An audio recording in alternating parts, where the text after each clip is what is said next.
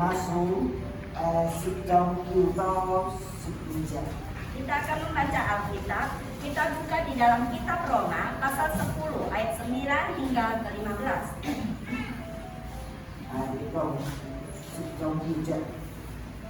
你若求你因耶穌為主，心裏信主就行，成就行，地從死裏復活，就必得救。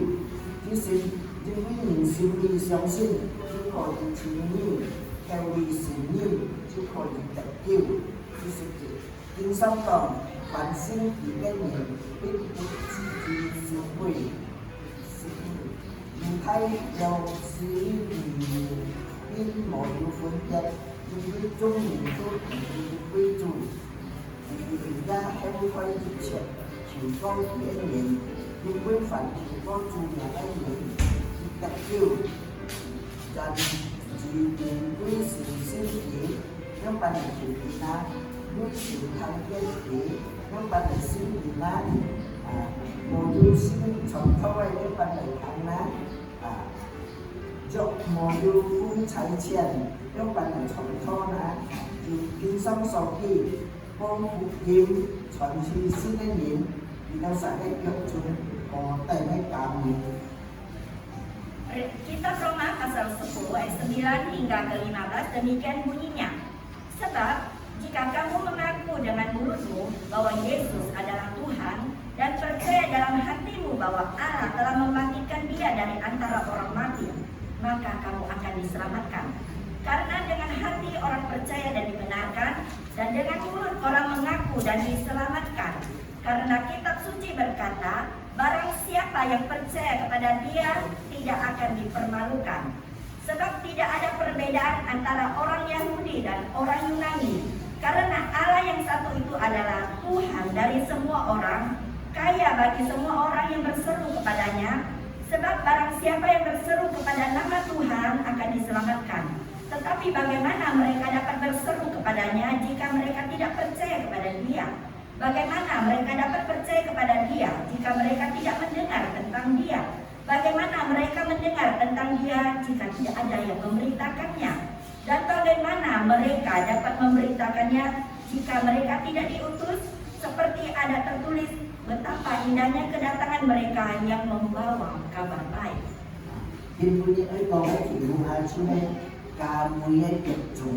Tema kita hari ini adalah langkah yang indah.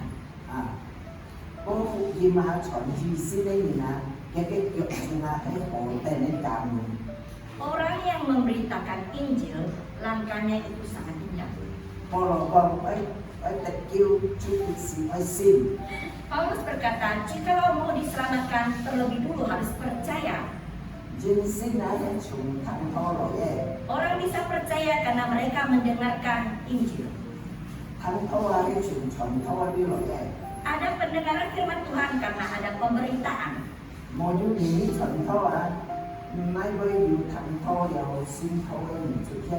Jikalau tidak ada yang memberitakan, bagaimana mungkin ada orang yang mendengarkan dan bisa memberitakan Injil? Maka dari itu Rasul Paulus berpesan supaya kita harus memberitakan Injil, memberitakan tentang keselamatan kepada orang-orang. Orang yang demikian itu memiliki langkah kaki yang indah.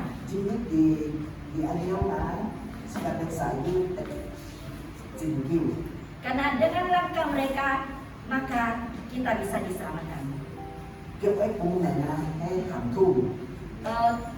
Kaki berfungsinya adalah bergerak. Memberitakan Injil juga pekerjaan yang membutuhkan kaki untuk bergerak.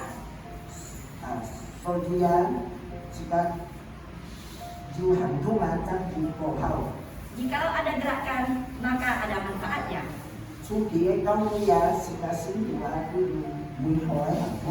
Gereja mula-mula jemaatnya itu memiliki gerakan yang baik sekali.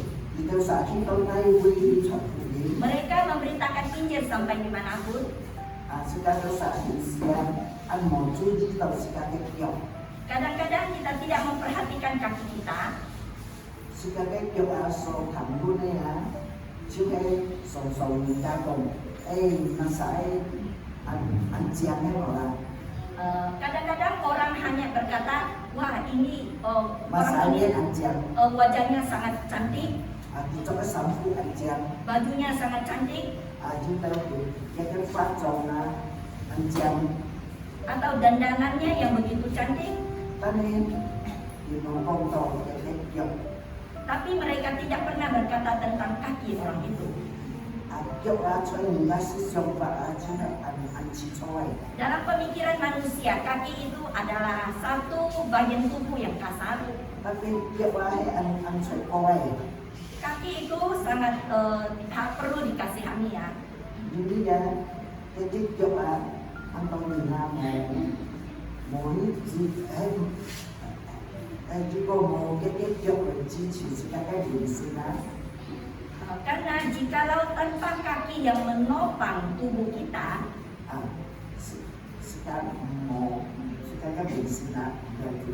dan tubuh ini tidak bisa bergerak.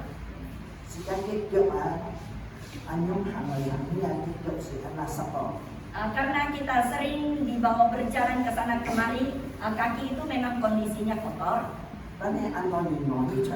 Dan banyak orang yang tidak memperhatikan hal itu.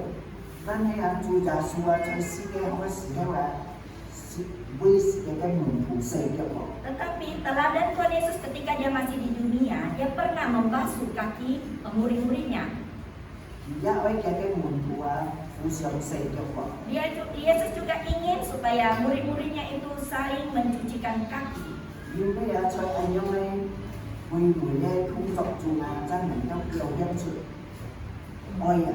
Karena dengan cara yang indah demikian ini baru bisa menyatakan kasih. Walaupun kaki kita mungkin bentuknya jelek,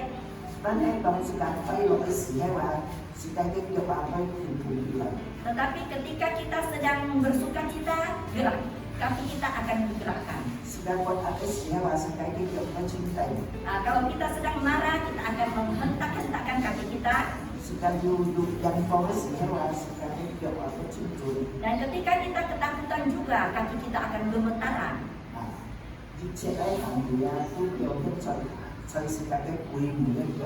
Dan semua itu dinyatakan melalui kaki kita itu.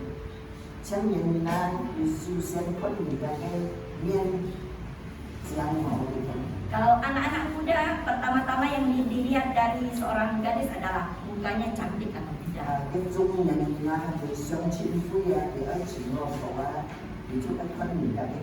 Tetapi pria yang parubaya, ketika dia mau mencari istri, dia akan terlebih dulu melihat kakinya. Karena kaki itu kadang-kadang melambangkan ya tentang kesehatan manusia.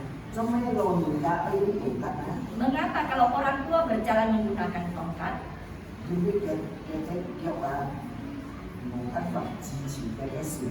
Karena kakinya tidak mampu lagi menopang badannya. Tidak ada kenaikannya lagi.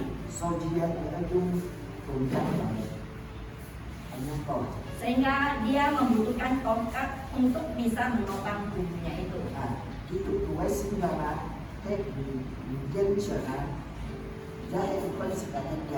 Seorang Kristen juga jikalau imannya belum kuat juga harus diperhatikan kakinya.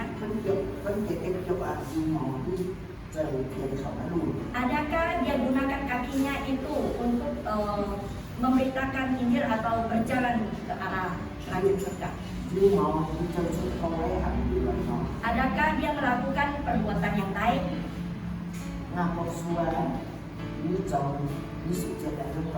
Di kitab Yakobus pasal 2 ayat 20 dikatakan,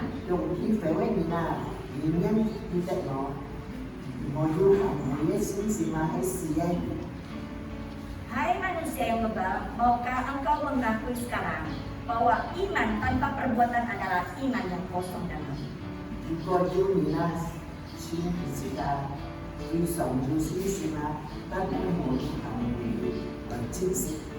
Jikalau ada seseorang yang senantiasa memuji dirinya beriman tetapi tanpa perbuatan yang benar,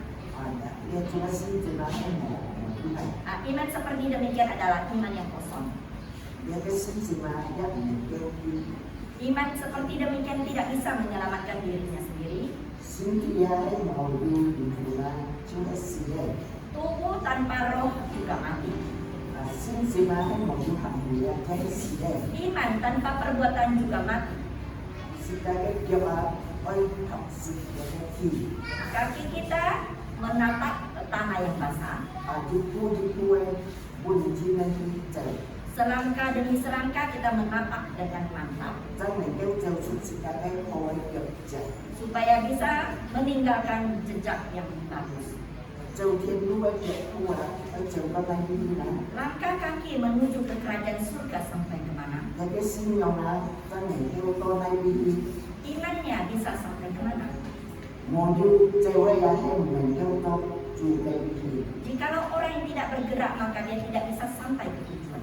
Sudah sampai yuk kaki yang Orang yang kakinya sering berjalan di jalan kegelapan, sudah mau sebagai yuk kami dari ambil. janganlah kita membawa kaki kita berjalan di jalan yang gelap. Kami dari ambil menggunakan koi betul. Orang yang suka berjalan di jalan yang gelap itu mudah terjatuh. Sekarang Antonina kami kau hang coy yang ambil kau. Banyak orang yang hidup di dunia ini yang masih suka berjalan di jalan yang gelap. Coy ambil kau juga mau khusus Antonina hamjam jangan kau lagi. Karena di jalan yang gelap, iblis telah menyediakan banyak sumur-sumur yang siap menadah Anda. Sekarang susia tuan ini tak pilih kau. Jikalau kondisi demikian kita akan mudah ditangkap oleh oleh orang. Cinci yang sekarang sampai insiap. Kita harus sadar, kita harus meninggalkan segala kegelapan itu, taat kepada perintah Tuhan, mengikuti jejak langkah Tuhan Yesus, dan tidak berjalan ke kanan ke kiri yang tidak ada arahnya.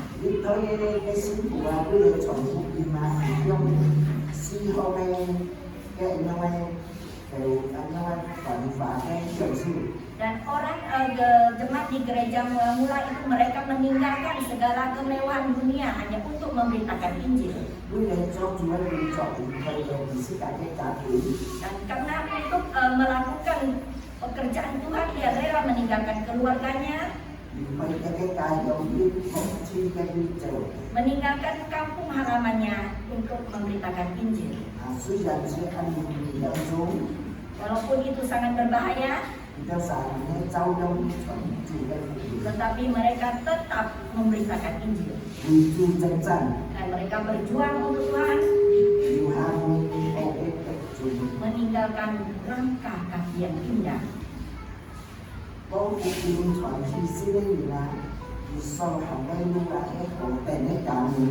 Orang yang suka memberitakan Injil, setiap langkah kakinya itu akan menghasilkan jejak yang indah.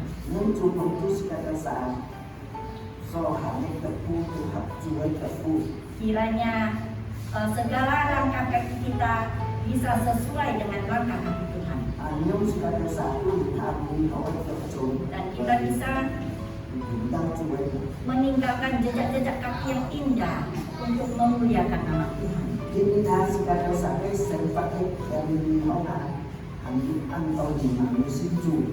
Hari ini kehidupan di lingkungan kita masih banyak orang yang belum percaya kepada Tuhan Yesus.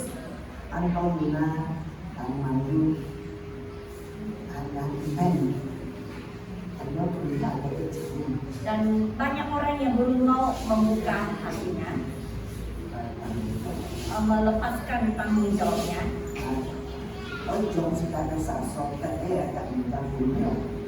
Biarlah apa yang kita dapatkan kita beritakan kepada orang-orang lain, supaya jiwa-jiwa yang terluka bisa sama seperti kita bisa diselamatkan.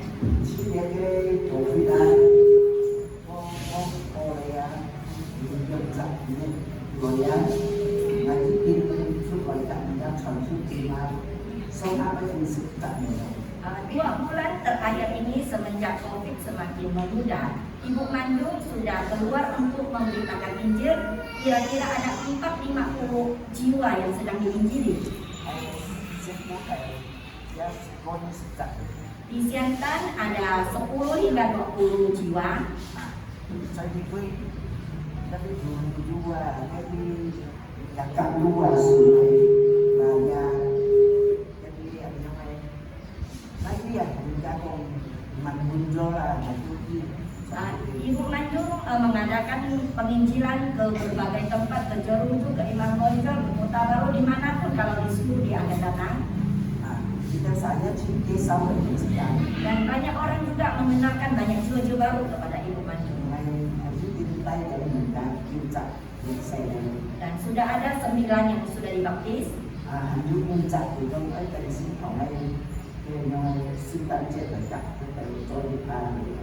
Dan masih ada 5 jiwa yang siap dibaptis di bulan Desember di perayaan Natal. Trong sống sinh thôi chúng ta đã trong sống sinh thôi dù sống sinh thôi dù sống chích thôi dù sống phiêu thôi anh tàu thầm tàu lên từ đầu xã tàu chiều. Sekarang sudah banyak yang sedang ikut kelas katekisasi. Ada yang baru pelajaran pertama, ada yang 3, 5, 7 hingga 9 sudah hampir selesai. Ngày tay môn khẩu sử chẳng đi. Dan Ibu Manjung senantiasa membawa buku penginjilan kemanapun dia pergi. Pertama-tama Ibu Manjung memberitahukan tentang bagaimana penciptaan itu terjadi.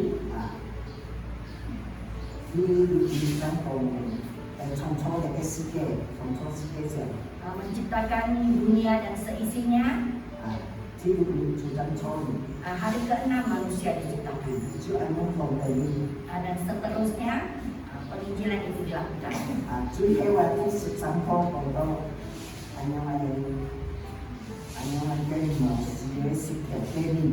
Dan pelajaran ke-13 itu tentang 10 perintah Tuhan.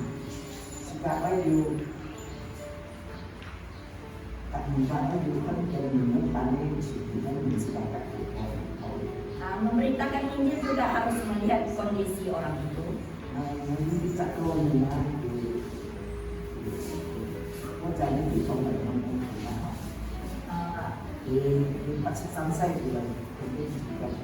Ada seorang tua yang usianya 83 tahun dari daerah yang jauh dan dia ke Pontianak itu untuk berobat.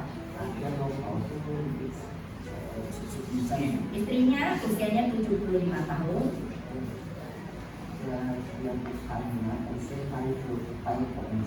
Kepercayaan ke anggota keluarganya itu adalah kebanyakan agama Buddha.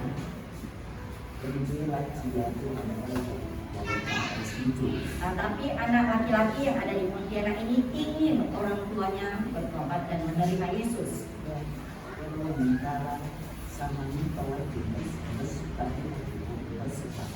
Setiap orang tua atau penginjil atau siapapun yang menginjili orang tua ini dia tidak terima dan tidak berkenan.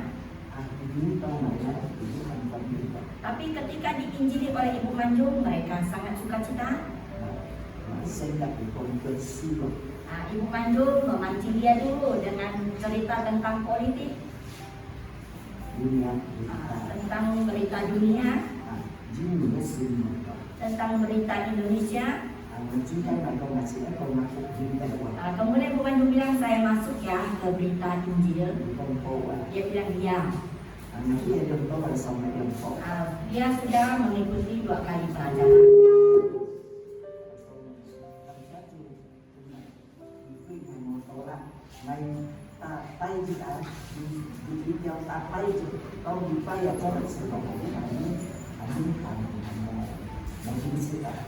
Puji Tuhan, Tuhan memberikan karunia yang indah kepada Ibu Manjung.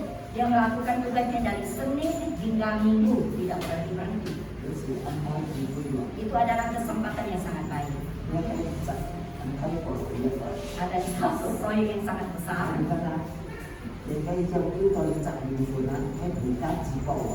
Jikalau bisa memenangkan ke 1 jiwa itu seperti sesuatu yang sangat berharga sekali. kami juga berharap kita semua yang di sini juga kita bisa mengadakan penginjilan. Amin. Kita masuk dalam doa. Bapa kami di surga, terima kasih Tuhan. Firman-Mu pada hari ini mengingatkan kepada kami Tuhan, bahwa satu jiwa yang dimenangkan itu sangat berharga.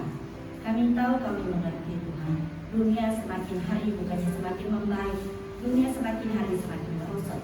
Dan pada waktu kami untuk bisa bertemu kembali dengan Yesus semakin dekat. Tolonglah kami Tuhan, pakailah mulut bibir kami Bapa untuk memberitakan Injil bagi saudara, teman, kerabat kami, keluarga kami yang belum mengenal Engkau Tuhan. Engkau sendiri akan memakai kami ya Bapa, agar berita Injil-Mu boleh segera disebarkan dan semakin banyak jiwa-jiwa yang bisa diselamatkan. Terima kasih Tuhan, kami juga menyerahkan Ibu Manju, pakailah beliau lebih luar biasa lagi, dan pakailah semua jemaat yang ada di tempat ini ya Bapa, boleh menjadi alat-Mu, senjata-Mu untuk bisa dipakai untuk memenangkan jiwa Tuhan. Terima kasih Bapa, dalam nama Tuhan Yesus kami berdoa dan mengucap syukur. Amin.